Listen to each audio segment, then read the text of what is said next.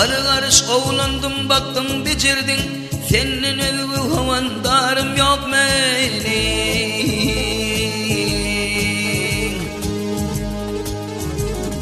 Enemin kornunda gol süydün verdin, senin özgü gamgusarım yok benim.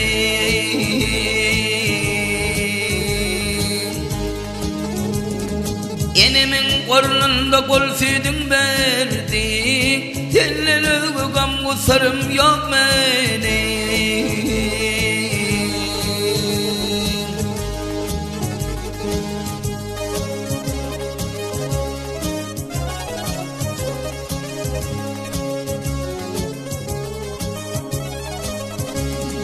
Munda dursam zerre kömül hoşum yok, munda kolum tutar denim duşum yok.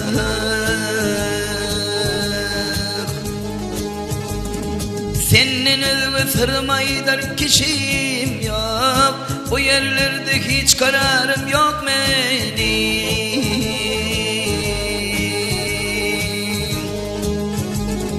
Senin özgü sırmaydar kişim yok, bu yerlerde hiç kararım yok benim.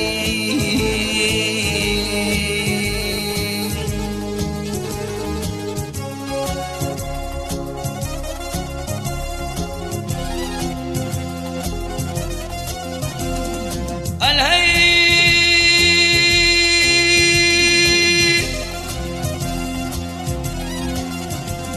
ayarımın malarına uçu gideyim.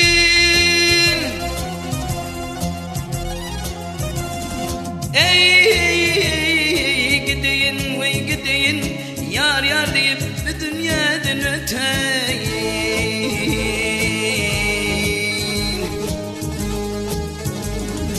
Ömür yayıldı kimin batayım, ağlamaktan başka çarem yok benim.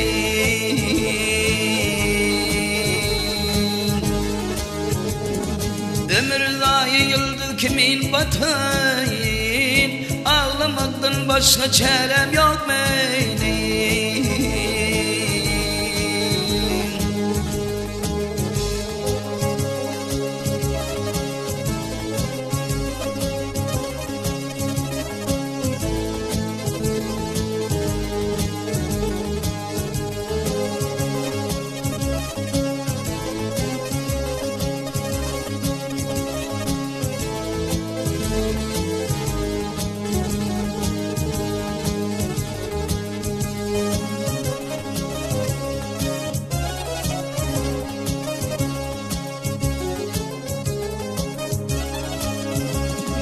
Senem aydar garip saldı hicrana, bugün yol baştan halap şirvane.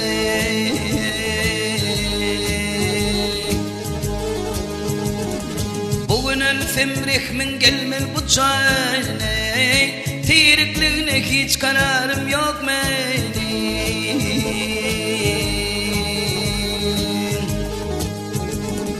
Senden özgü sırmaydar kişim yok, bu yerlerde hiç durarım yok benim.